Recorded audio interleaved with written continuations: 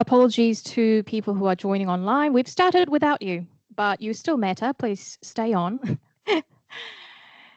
Tēnā koutou katoa, ko Stella he Jongjon toku ingoa, ko Koreana te whakapaparanga mai, ko Seoul te whenua tupu, ko Tamaki Makoro te kainga, no Seoul Korea o, kei Mairangi Bay Tamaki Makoro o e he noho ana, he Head of Strategic Partnerships o I Eco-Choice Aotearoa, ko Stella he Jongjon o, tēnā tātou katoa.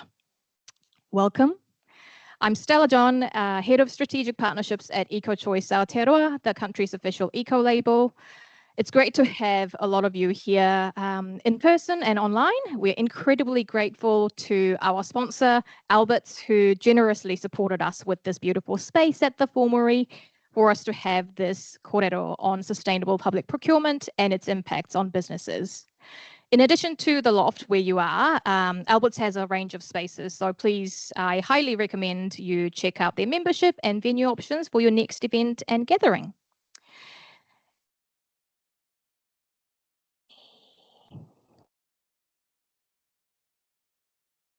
Cool. Before I move on and invite our speaker, I will thoroughly embarrass her by saying today's panel will be facilitated by our very own Eco-Choice Aotearoa CEO, Laura Gemmell. Laura is an expert storyteller with extensive experience working in emergency contexts and has received numerous international accolades, and she hates me doing this, including 2 Webby Awards for partnerships with Al Jazeera and foreign policy for driving global public engagement campaigns. Having time and time again seen climate change undermine work to end poverty and exacerbate conflicts, she's committed to guiding Kiwi businesses that are committed to environmental sustainability and social justice and inspiring meaningful action. Before we go into the Q&A, Laura will start with a short presentation to walk you through what is being proposed in the new procurement rules and why it matters to businesses. Please give a warm welcome to Laura.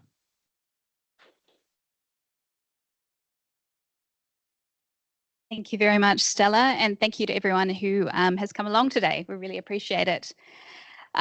Before we get started, I just wanted to provide a little bit of context, a little bit of a lay of the land, and here it is. So I guess, oops. Oh gosh, here we go. Sorry, guys. I think I've got it. Here we go. I know what I'm doing now. Perfect. So to begin with, the procurement charter, what we've got here is the current rules on the left, and on the right, the proposed new rules. I guess the most obvious change from our perspective at Eco-Choice is the removal of item 2, undertake initiatives to contribute to a low emissions economy and promote greater environmental responsibility. That said, environment, social and cultural considerations are embedded in number 1 under deliver economic benefits to New Zealand, and we will talk to that a little bit in more detail during the Q&A.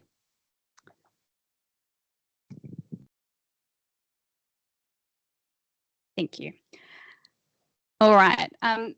So I guess during today's session, we're going to mention or talk about sustainable public procurement a lot.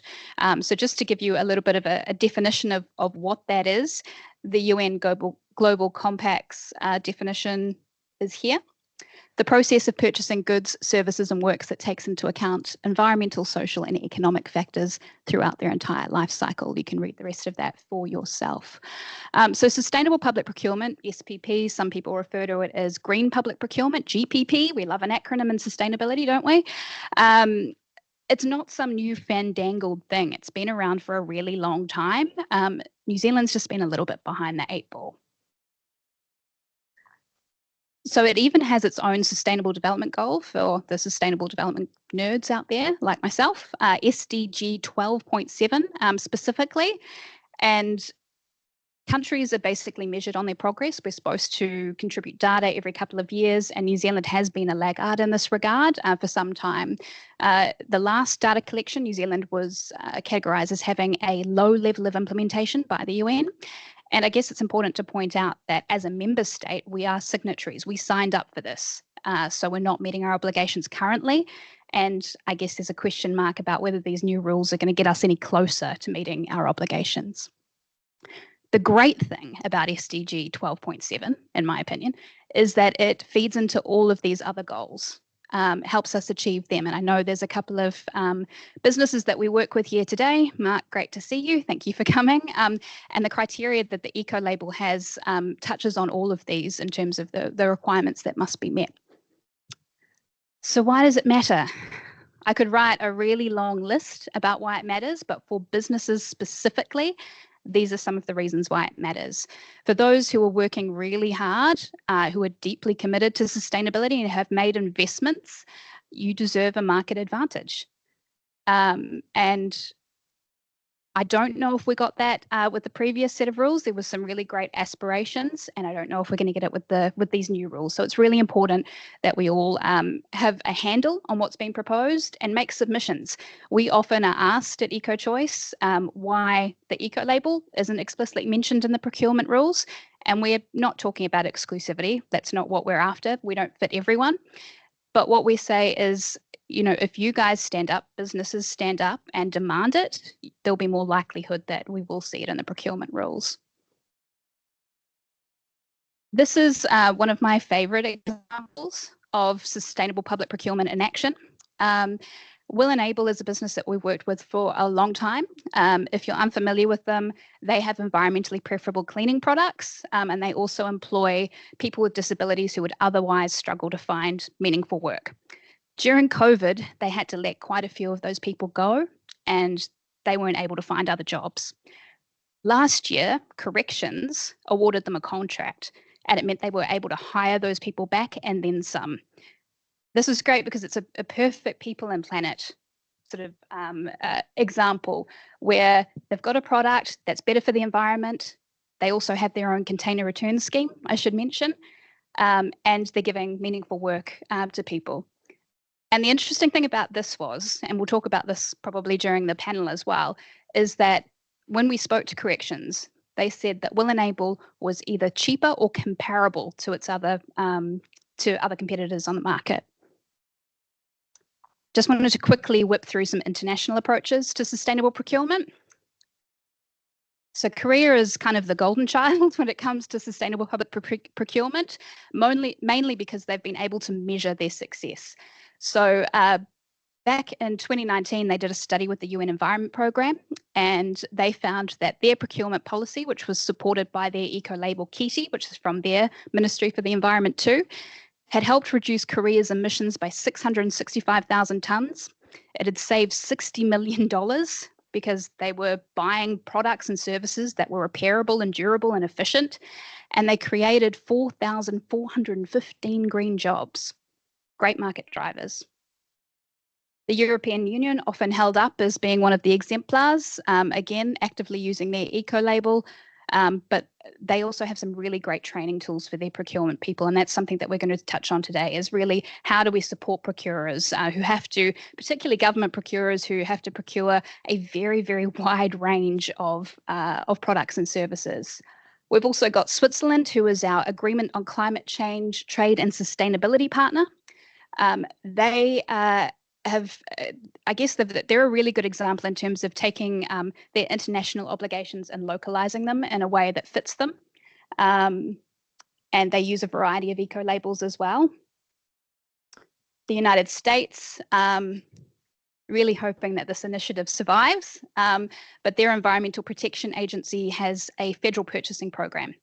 And under that, it has really rigorous criteria where it vets eco-labels and certifications to make procurement easier, because that's the whole purpose of a certification or an eco-label in this context is, you know, the amount of due diligence you have to do for every single product and service. If there is a trusted label to take some of that hard work out for you, that's got to be a brilliant service. So the EPA does this, and for many years they've actually recommended and endorsed EcoChoice Aotearoa, which is slightly ironic given that the New Zealand government has not. Japan too has also got some really terrific mechanisms in place to facilitate sustainable public procurement and a real emphasis on circular economy as well. So that's just a little bit of an overview of what's happening internationally. We'll dig more into what these rules really mean for everyone shortly. But I just wanted to leave you with this. 2 calls to action, which we'll probably repeat a few times today. The first one is please make a submission if you care about this stuff. It's really important that your voice is heard. The second call to action would be to jump on our website and check out this toolkit if you're a business. Public procurement or sustainable procurement shouldn't just be about government procuring better. It should also be about businesses themselves. So you all procure a lot of products and services too. And we have created a kit with the Procurement Excellence Forum and Edge Impact to help you do that. So that's a free resource that sits on our website. So thank you very much. I'll pass back to... Sorry. Laura is not going away very far. Let her take a seat. And in no particular order or favoritism, I will introduce the speakers for today. Starting with Louise Nash. Louise is the founder and CEO of Circularity, a global circular design and strategy partner that designs out waste from products, supply chains, cities, and businesses. Her experience spans over 20 years in global strategic brand development, human-centered design thinking facilitation, and emerging disruptive technology. Her strategy work has covered the depth and breadth of government, business, goods, and services across Australia, New Zealand, Canada, and Singapore. Next, we have Kiwi Wong Anthony. Kiwi is an expert in purpose-led enterprise and the role of businesses playing in driving positive outcomes for people and the planet. After returning from her global role in London, she was the Aotearoa New Zealand Director of B Lab, driving the B Corp movement. She's now at KPMG as the Associate Director, Sustainable Value. And last but not least, we've got Michael. Michael Worth spent the first half of his career in a series of roles for a multinational corporation, both in Aotearoa and offshore, before moving into consulting and professional services, including his most recent role at Grant Thornton. He sits on the board of Wellbeing Economy Alliance Aotearoa and is passionate about sustainability and economics for people and the planet.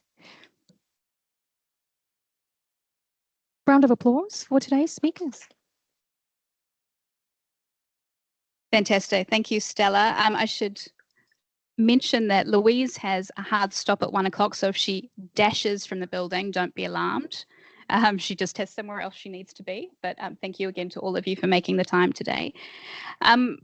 After we've done a bit of a discussion up here, a bit of a Q&A, the audience will obviously have the chance to ask some questions as well. So please utilize Slido. If you haven't managed to download it on your phones, we can go old school and put your hands up in the air. Michael, if I begin with you, quite a broad question, but I guess what are your thoughts on what's been proposed? Are there any areas of improvement or areas of specific concern for you?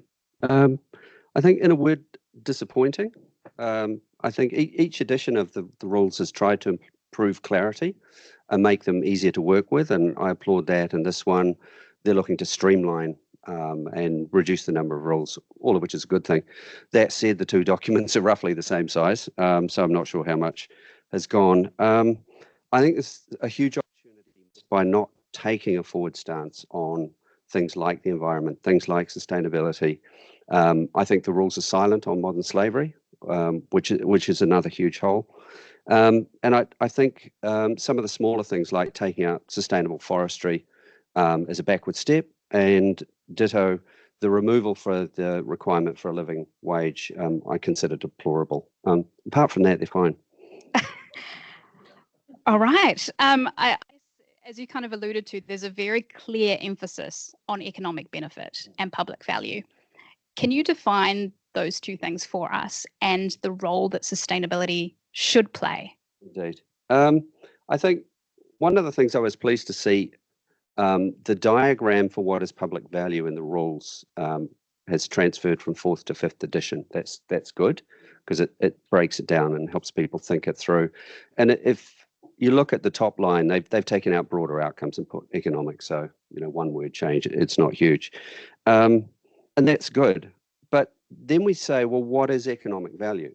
And if you look further down the rules in the definition, it's kind of fuzzy in there. And it talks about the benefits for New Zealanders generated by goods and services and public procurement. So far, so good, right?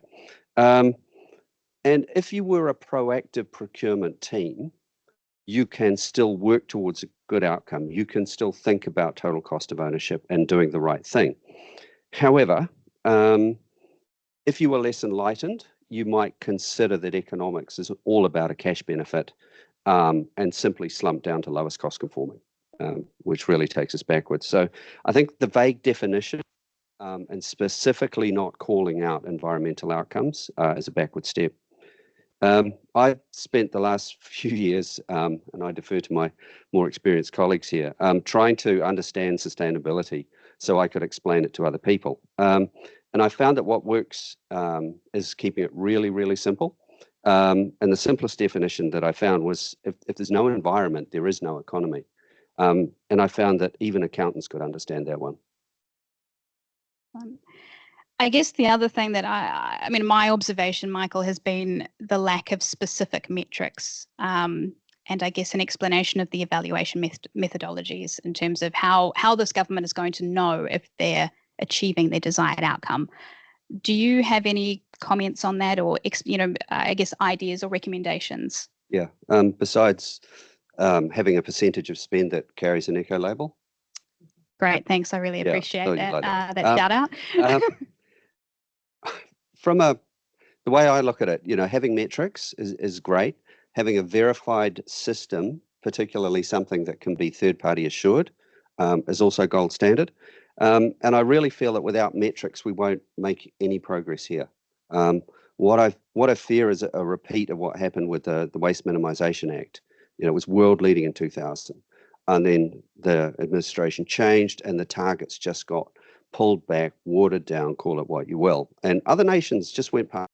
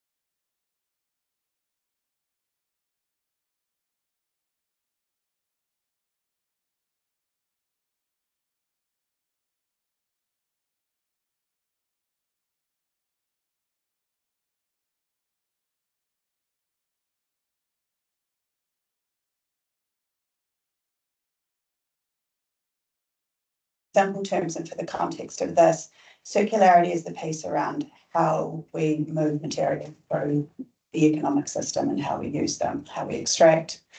So the take, make, waste, use of resources as we extract them from the earth, we use them and then they close off as waste and pollution into the environment.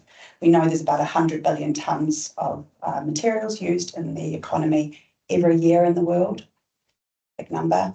And less than 8% of them are ever recycled back for reuse. Well, if they are, then they retain their value. They can be repurposed. So there's a lot of economic value to be gained out of circularity in an economy, but there's also a lot of environmental benefit.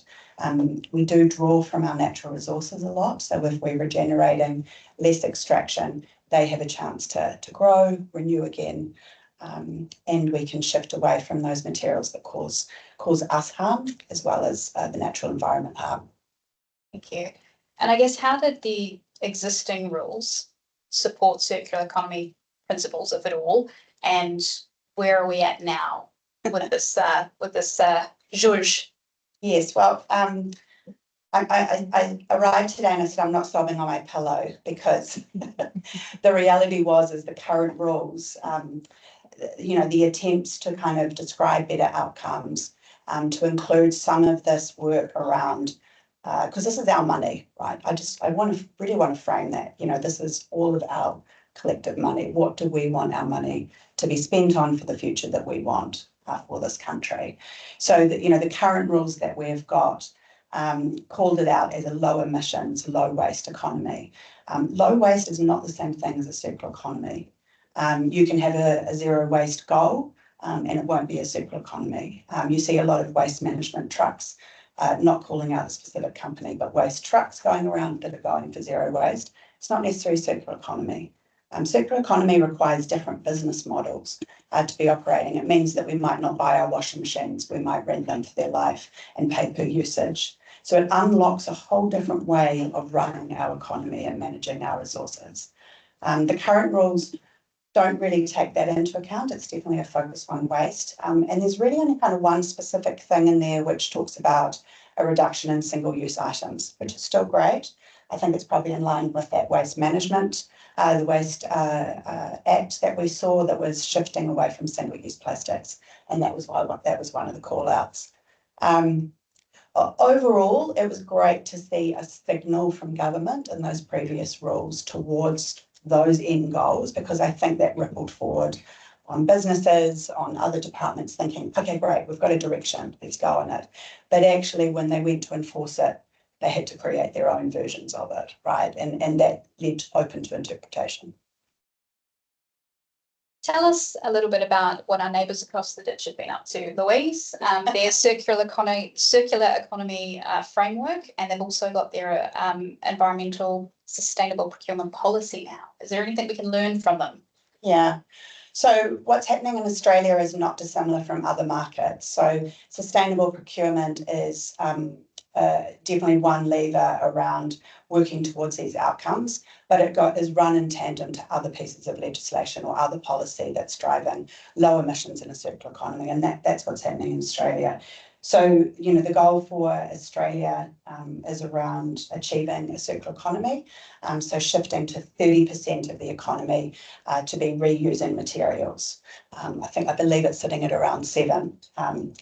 So, you know, we had the opportunity, actually, Michael and I had the opportunity, we pitched to Ministry for Business and Innovation to actually measure the New Zealand economy based on its circularity to this global standard. And unfortunately, that wasn't picked up. If it was, right now, we would actually know how circular the New Zealand economy was. We could set a target for it. And that could actually live outside of these procurement rules, right?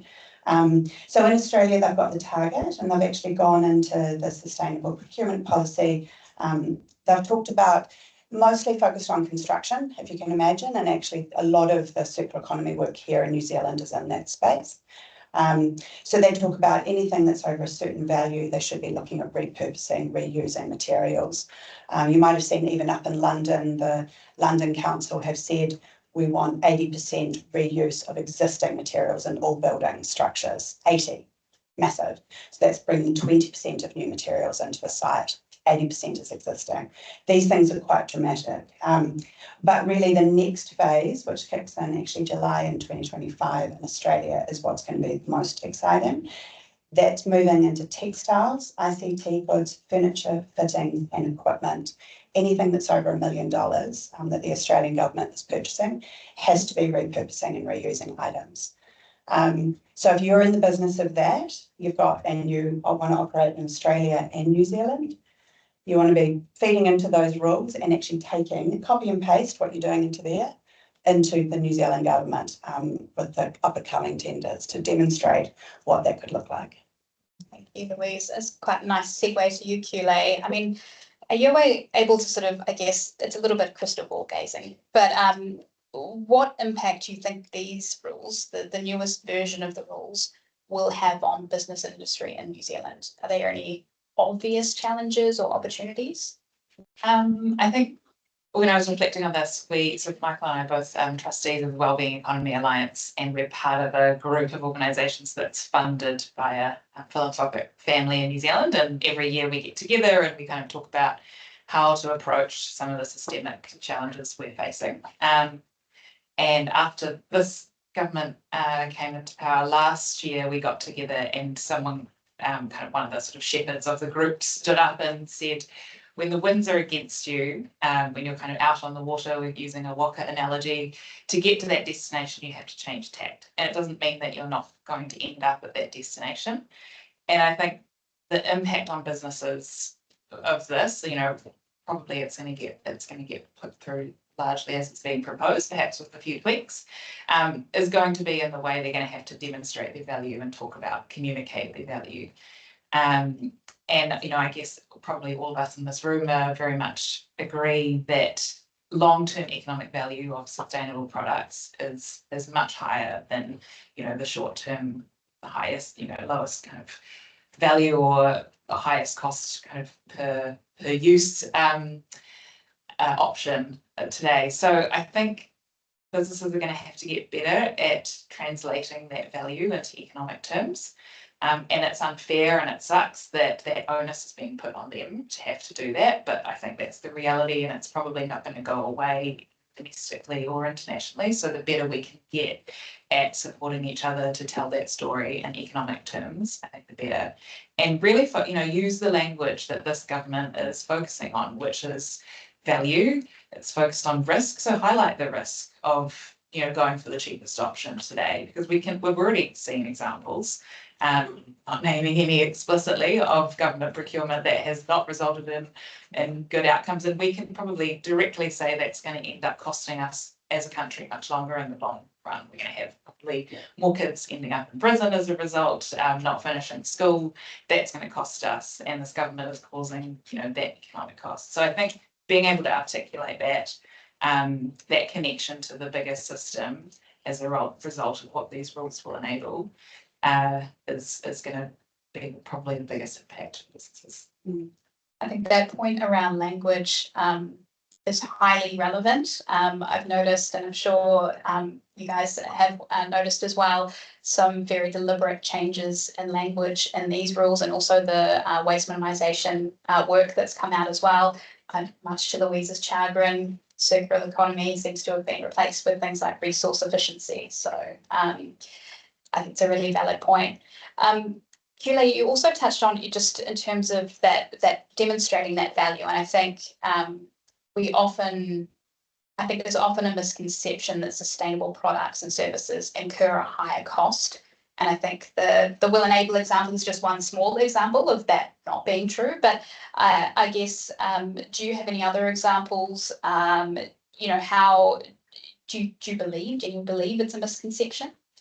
I think some really good success stories that I've heard of lately are around keeping options open for things. So yes, it might seem like investing in something, you know, if it's a big kind of capital expenditure type project, might seem more expensive today, but we can, you know, we're pretty sure that over the long run it's going to, you know, pay itself back or even ultimately cost less. But finding ways to present that in terms of options to government, and this is a kind of quite a big example, so it's not in terms of everyday procurement, but a government agency that we were speaking to recently was talking about investment in a vehicle, and they basically had to innovate something which could be diesel generated or renewable energy generated in the future. And that went down really well because they were providing that option, I suppose. And so I think, again, coming back to that risk line, you know, presenting the kind of the idea around risk to those procurers that they could be setting themselves up for failure in the long run, is kind of a good approach to take, and then giving them the option that actually, you know, if that doesn't work out, we can go this way, and you know, they'll have that option in the long run. That sort of life cycle costing almost, is that, have you seen any evidence of that in the existing rules or the new rules? Of people being able to demonstrate value through that? Is it explicitly mentioned? I don't know. Do you think? Yeah, I mean, it's a bit needle in the haystack at the moment. It's explicitly mentioned in the Australian rules under the construction work that embeds circular economy. Absolutely, those materials are looked at full life cycle. I mean, I think for me, just touching upon those 2 points that you guys raised and spoke about. Yes, the word circular economy is not in there explicitly, but actually the outcomes of a circular economy is what they've asked for. So just flip that a little on your head, because there are lots of people working in the space with better options on the market, and they face many challenges. But the things that they're asking for is the best deal for everyone. The definition of public value is around the environment, economic and social. We know circular economy has been proven in just about every market to deliver upon those. They're asking for collaboration for collective impact. This is, I think, really exciting because we need big system shifts. The only way we're going to get system shifts away from extracting materials out of the earth and using fossil fuels is if we collaborate. No one business is going to solve this. New Zealanders think we're collaborating. We're not. We need to scale that up. We've got a massive opportunity in that space. And then look for new and innovative solutions is called out. So I think, you know, to Kile's point, demonstrate what's new, demonstrate what's innovative. If you have any tips in that space, I'll join you in that because I haven't been that successful in proving that to a number of government tenders. But it is there. And I think the intent of these procurement rules is to open our market up to more international trade, to shift away from any wording which is highlighting local operators, you know, that they've referenced that kind of open trade agreement. So I think we will be competing on that international stage for these procurement contracts. We better make sure that we are holding ourselves accountable to that because they've got these goals. And so I think in all, if we're being a bit optimistic, that we actually might, if we as a business community and us as citizens put these things forward, we might actually get what we ask for, right? I guess further to that, and maybe Kule, it might be a good one for you to pick up on. Actually, Louise, you could answer this either. So whoever really. There's obviously, you mentioned that opening up for trade. I'm just wondering, you know, do these rules level the playing field at all for SMEs? Obviously, you know, another misconception, I guess, around procurement is that sometimes it's easier to you know, opt for the biggest supplier because they're reliable and scalable and those sorts of things. Is there an opportunity here for SMEs? Well, I think, you know, for New Zealand-based businesses, that comes through clearly in proposed rules as well. You know, the way that they've explained economic value benefit is, you know, hiring New Zealand citizens, keeping, I don't know if this is in there, but keeping profits in New Zealand. And, you know, like, obviously our SMEs will be largely New Zealand-based. So, you know, I think from that perspective, really emphasising the localism and the benefit of keeping procurement local is an opportunity for New Zealand SMEs.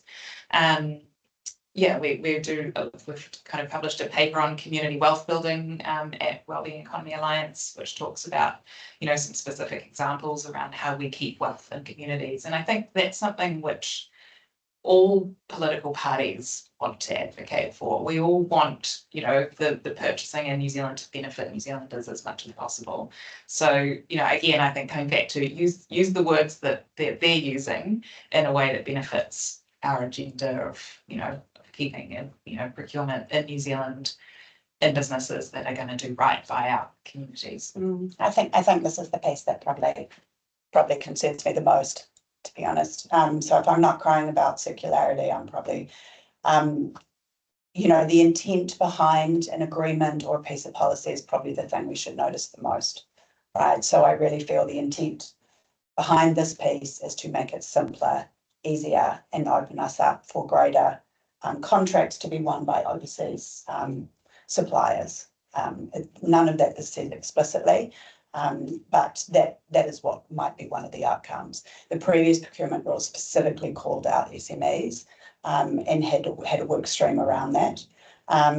So what do we do about that, right? So we've got a huge number of SMEs in this country. You know, I would encourage, like I have, which is to go in partnership with some of those bigger organisations that are often incumbents in these contracts.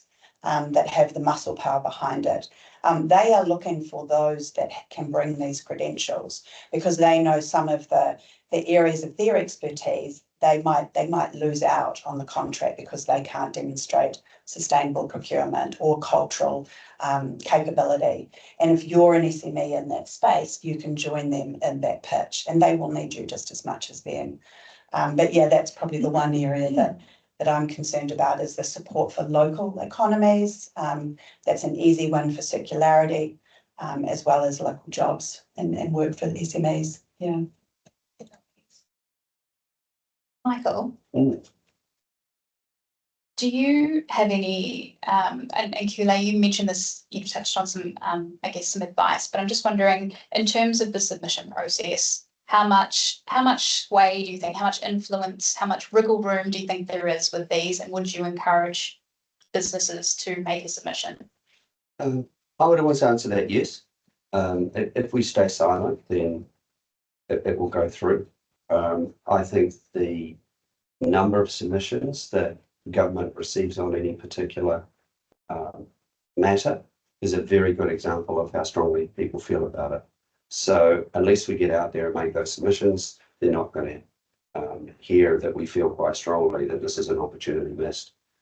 So yeah, I would encourage this community and you tell a friend and that we get a good number of submissions. We've seen a lot of submissions recently on various issues. Some of them more than we've seen in this nation's history. I'm not suggesting we're going to get 336,000 on something as, shall we say, mundane as the government procurement rules. But if they get a reasonable number of high quality ones, then I think that's important. Secondly, in being a submitter myself on a few things, they really pay attention when business says things. They really pay attention to those people. Excellent. And my final question, because I want to make sure that everyone's got time to answer questions in the audience, particularly before Louise has to shoot off. I guess just in terms of your expertise, Michael, and it sounds like you'll be running a submission. What targeted changes would you make with these rules? I think at this point in history where we are as a nation and globally, it's important that we show some leadership. I would, in my submission, I think I'm going to be asking them to put some stuff back. I'm going to be asking them to do some of the things that we talked about today, which is to put in place ways of measuring. And I think also asking government to lead on this. 50 billion is a powerful lever for the 200 odd billion in the private sector. And it really signals, as you talked about, that intent, right? And if you want people to follow, then you need to lead. And government procurement, oddly enough, can be a pretty powerful way of doing that. There's a few of us in the room who can remember the Apollo program. What it's less famous for than actually putting humans on another planet was that it was actually a really good example of a massive government procurement program and what could be achieved in a very short space of time from, 62 to 69. We're at one of those pivot points in world history. While I'm not suggesting this is a direct parallel, it shows you the power that you can get from government leading out and using some kind of bureaucratic things like the way they procure stuff to really create effective change. Thank you. I lied. I've got one more question. It's for Kule. In addition to the metrics, being able to evaluate whether what we're doing is working, Kule, I'm just wondering, is there anything else that we or the government should be doing to support procurers? Metrics and following a framework are one thing, but I want to say that we have empathy for government procurers. They've got a hell of a job. Is there anything that you've seen overseas that's worked, particularly effectively? What do we need to do to make sure that they're equipped to procure responsibly and procure wealth?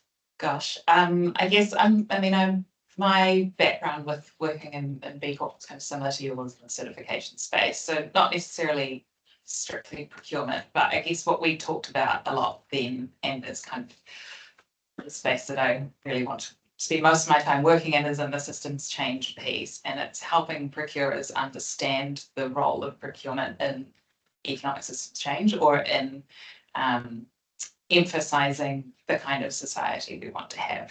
It is a bigger thing than just which supplier we're going to pick, and what food we're going to serve, or what beds people are going to sleep on. These are fundamentally impacting the values that we hold as a society. So speaking to that, I think there is always the numbers and cents and the data and the metrics, but also what's going to shift mindsets of the people that are making the decisions around these rules and the procurers themselves. And whatever we can do, I think, to try and shift that mindset and the narrative around how we care about each other as a society, I think can really help a lot way.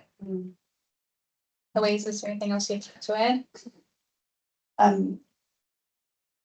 Well, I think this is a really good example of a capability build required. So I think in terms of the submissions that we want to make, get some stuff in there, help define what economic value is, but then consider how this gets implemented.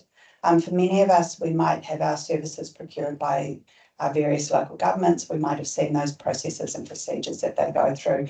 I think actually that's where the real mahi might sit following this. Right, so work with those partners, help build capability, help build those systems and templates and processes, because we're talking a 6-month process after this gets submitted for them to ripple that through. The current rules are on every council's website, they're on, every ministry's site, they've been implemented into policy. So there's a big step change that's going to occur afterwards, even just to get out, pull better outcomes out of the language. So how might this group that are interested in that help that process to shape some of those actually on the ground practical outcomes? Yeah. Brilliant. Thank you very much. And thanks to all three of you for your time today. We are going to, I think Stella might have some questions on Slido that she's going to fire at you now, so you're not quite off the hook. But just so everyone's aware as well, once we've completed the questions, our engagement manager, Prasanna Nara, will be jumping up here just to give you a couple of tips on making submissions if it's not something you've done before, and what the process kind of looks like. So yes, you'll hear from her soon, but I'll hand this to you, Stella. And before we go into the questions, apologies to people who are joining online through Livestream. I know our tech has been very patchy despite hours of testing, and of course it chooses this moment to just be crazy. There are a few questions on Slido that I'll go through before we open up the floor for people who want to ask in person. And the votes are very evenly distributed. So I'll start with Mo's question, Mo from Dulux, and I think I know who will be the best person to answer it. Her question is, what support is available or we can expect from associations and government to promote the urgency of circularity, particularly the post-consumer use? I'm guessing that's for Louise. That could be for Louise, but So the question is, what support is available? and what we might be able to expect.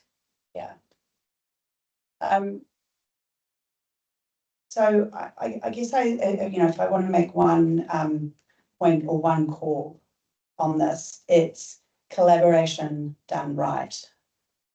So if you are operating a business that has circular principles and you're doing it in isolation, you're missing a huge opportunity to scale and to deliver greater impact. And I don't just mean with the usual kind of suspects, I mean with your radical competitors. Because the market is very small here.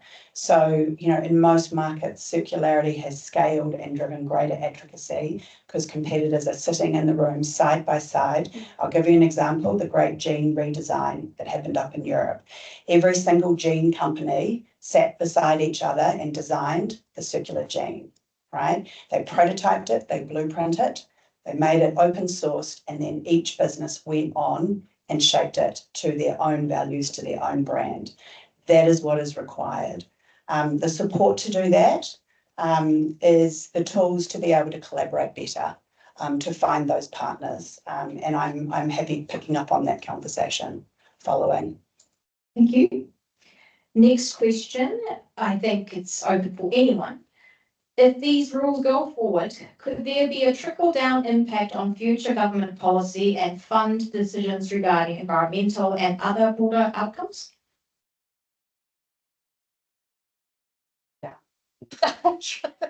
Trickle I don't know down. if it's the- It's a very triggering phrase. Yeah. I suppose it's an approach that they're generally taking across everything is value for money. That is a theme that's coming through loud and clear in all legislation at the moment. So,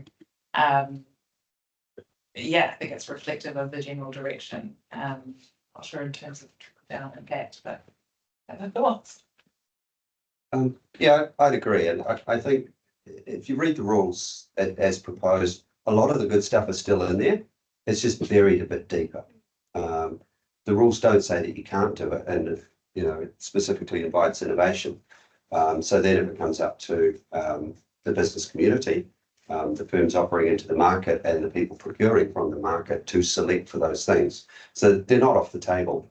I think if we get a change of political stripe, I suspect something that looks a little more strongly worded in terms of intent will come back in around the rules roughly as they are, and they will remain at about 95 pages in length. Just one other thing on that point, in terms of things going back and forth, I think one really strong message that businesses can send through submissions is the need for stable and consistent approaches to these kinds of policy, because businesses like stability and predictability, and we want to know that, yes, we've got these long-term emissions reduction targets, but at the moment nobody is in agreement on how we're going to get there. And the more we can advocate for a consistent approach, the more businesses are going to just get on and invest on the right things. That's a great segue to the next question, because the next question is there consistency across government agencies for procurement currently? I've got the microphone, so Yeah, I'll go give it a go. I from what I've observed, no. There are some who have taken quite vague rules and are doing incredible things off their own backs and showing initiative. But I guess one of the reasons that we put together the sustainable toolkit for governments and business last year was because there was a clear need for some direction and guidance. So when we put that toolkit together, we went to the Procurement Excellence Forum. We didn't want to just create something and throw it out into the world and think that we knew everything. We wanted to co-create it. We wanted to collaborate. So we kind of expected at that point that we would get businesses wanting to put their hands up and peer review and input into that toolkit. We hadn't had a lot of luck with government, so we thought business also has some significant buying power. Let's work with them. Those who put their hands up were mostly from government departments, wanting more guidance, wanting to talk about what they were doing and have an influence there. So no, I don't think it's consistent at all. I think the existing rules are open for interpretation, which, the swings and roundabouts could be a good thing, could be a bad thing. And I don't think much has changed with this new version. Does anyone have? Yeah, just a little build and observation. I had an email in January come into my inbox that I almost missed, which I would have been gutted if I hadn't, but it was from the Bay of Plenty Regional Council. They've got their climate targets, they've got the current rules set up there. They've worked out that procurement is going to be the biggest driver for them to deliver their emission targets. And so I'm down there tomorrow actually training their procurement team on circular economy specific for their region. So that's quite unique. You don't, like I say, I nearly missed the memo. It was such a surprise. But I would say all those departments need training and building capability in this space following the rules being changed. Yeah. I'd agree. I think there's, and I think that council and a couple of others are leading in this space and trying to do what they can and lead well in their regions. I agree that there is inconsistency.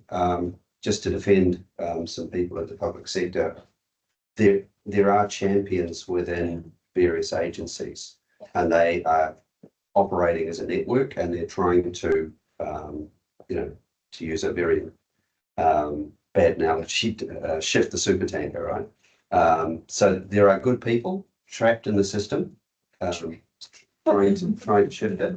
And there's some great work being done, like that example that Louise talked about, and others that I've heard of too. So, you know, we really want those to have a little more prominence, and also so others could live in prominence. Great. There are a few more questions, but I do want to open it up to the floor, and the questions that we aren't able to answer today, we'll get back to you when you share the resources.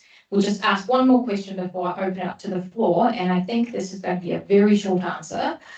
Do we have a detailed gap analysis of what's the current status versus what we want to be over the next, say, 10 years to achieving the SDG 12.7? No. Yeah, UN has categorized us as having a low level of implementation, so that kind of says it all, really.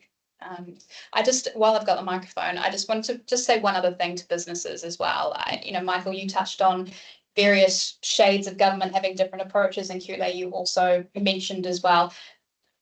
Sustainability, environmental degradation, climate change aren't going anywhere. So, yeah, so, well, yeah, okay. Well, a little bit of optimism. So if you're a business, sustainable business is still smart business, regardless of what happens with the procurement rules. So you could have a knee-jerk reaction. I'm not suggesting anyone in this audience would do, but I would hope that at this point, we all know what we need to do. Okay, 2 microphones. Oh, So I'll sorry. hand it over to anyone in the room who has a question.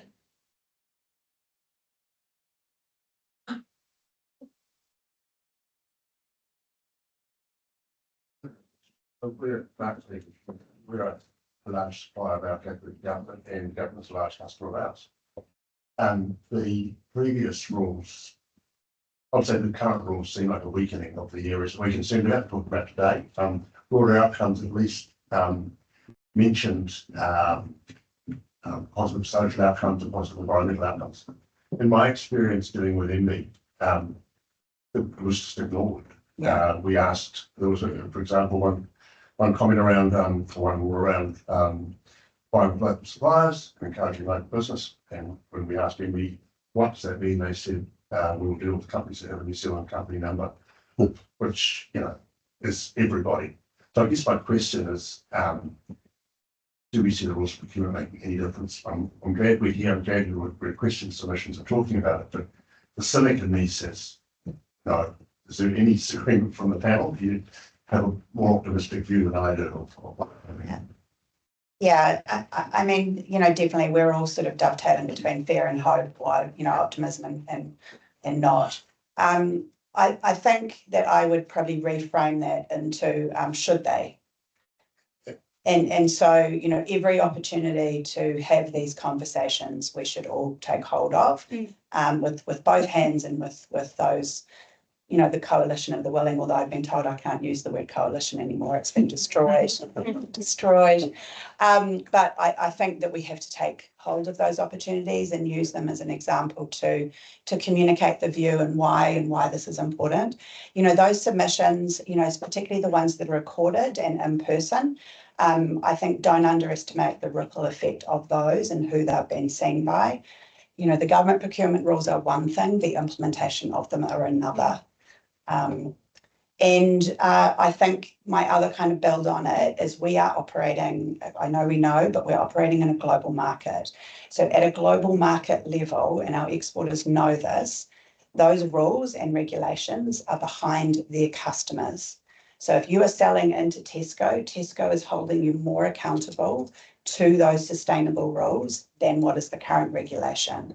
So that is what our exporters are working towards. So, you know, if the rules are here, we should still, as all New Zealanders, expect to be sitting above here and communicate why. Yeah. I'd have one built on that.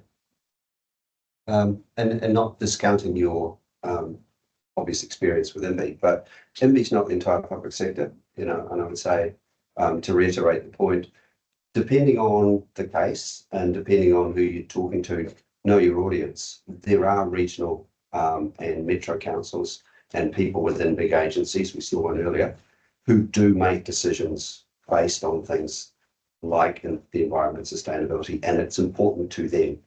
So I'd suggest that it might be a quick and easy way for you to think about whose business you want. And if the values of those decision makers are not aligning with it, then clearly it's not the story they want to hear. Yeah. But that you know, it's not the sector.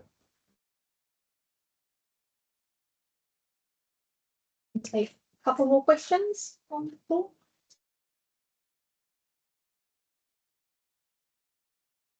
Hi there. Just to sort of support your point is that, so I did work in government for a long time and I was on the other side, your panels, working up procurement, writing policy. They do use it. Those specific rules, the one that I'm particularly concerned about is the absence of Rule 20, low emissions, low waste. There is a lot of policy, etc., that internal that ends up getting written around those rules to make them happen. The procurement's the last bit, right?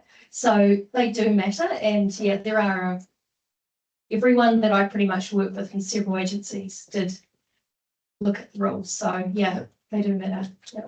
Yeah, I mean, Auckland Council, they'll definitely be looking at this, right? They're well set up, they're well on their journey in this space. So, you know, that's a good open door for everyone. I don't see that changing. They're going to look at the new rules and see what's important to them still there. Yeah. I've kind of got a question back at you, Anne, and maybe for Michael as well. Someone has made the point to us, you know, we've obviously been talking about procurement for a long time and it's intensified recently. And look, I'm as upset as anyone about Rule 20 being removed. But are we almost better to have it embedded in the other rules? Sort of woven throughout. Is that a better tactic potentially? Yeah, that is what my submission is going to be focused on, is embedding the pieces of, I mean, not all of circularity was in there in the first place. So my thought is pad out what we mean by economic benefit and call out those things. I think we don't have anything in there around material use. So that would be my focus versus low waste. I see it's around how and what we use materials for. So that is what my submission is going to focus on. I invite anyone to join me that's interested in that space and to do something together. Got time for one last question, and we will hang around afterwards. So if you want to grab any one of us to ask any further questions, you're welcome. Sorry, I'm the Sustainable Procurement Manager of the Auckland Council. Hey, I'm so glad I shouted you out.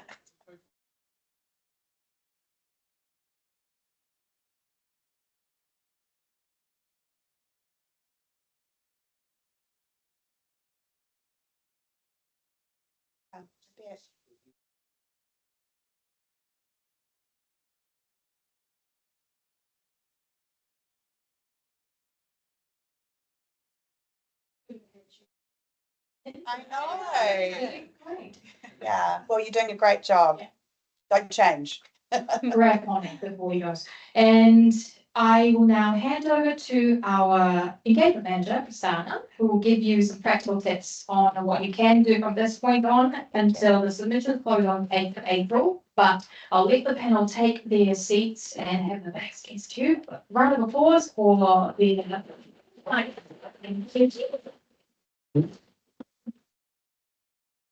This is on, if anyone wants to hear me on LinkedIn.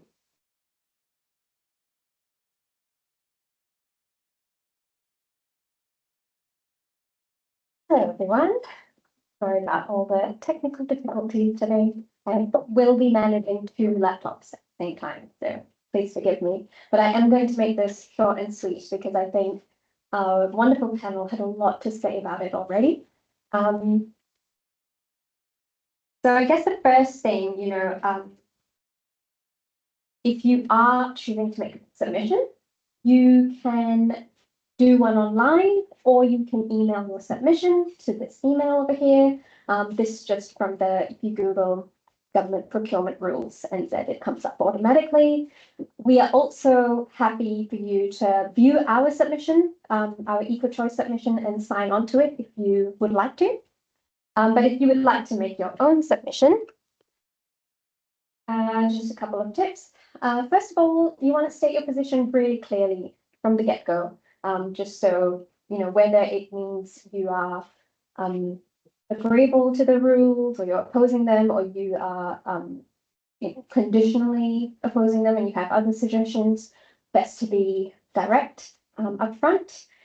Next, you want to use specific recommendations. So highlight the examples that really impact your business, your industry, challenges that you've had with such weak rules, I guess, and how you want to see them strengthened.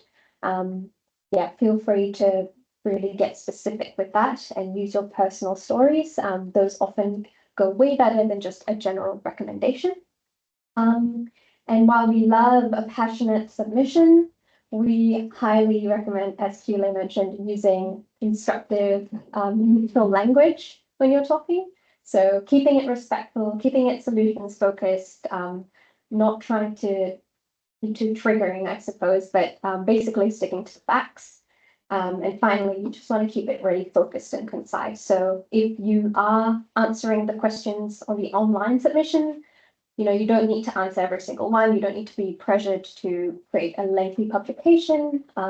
Just keeping it really specific to your industry and what you would like to see, what your vision is for sustainable procurement in New Zealand. Yeah, so just a reminder that the deadline to submit is on the 8th of April, and that is 8 days to go. So if you would like our help with any of that, please feel free to reach out to us. Thank you. And before we close, famous plug for a couple of events that are coming up that is on a related theme. And we have an in-person event that we're going to hold with our partner Each Impact on the 16th of May at ANZ Centre, just down the road from the same street, on modern slavery, human rights, value chain, and how sustainable finance plays its role. Then someday in June, dates TBC, got part 2 of the event that we will hold online on responsible or reactive, and how your business is addressing some of those challenges, and whether it's in modern slavery due diligence or supply chain and finance. And the best way to keep those details in check is signing up to our newsletter that Prasanna does a masterful job of creating. And we'll close with this karakia. Unuhia, unuhia, unuhia mai te uru tapanui, kia wātea, kia mama, kia nāko, kia tinana, ki te hinengaro, I te ara takatu koia ra e rongo, e whakairia ake ki runga, kia tina hui e tai. Thank you very much, everyone. And like I mentioned, we're going to hang around a little bit if you want to grab us for any questions, any feedback, or any rants. We're here. Thank you for coming.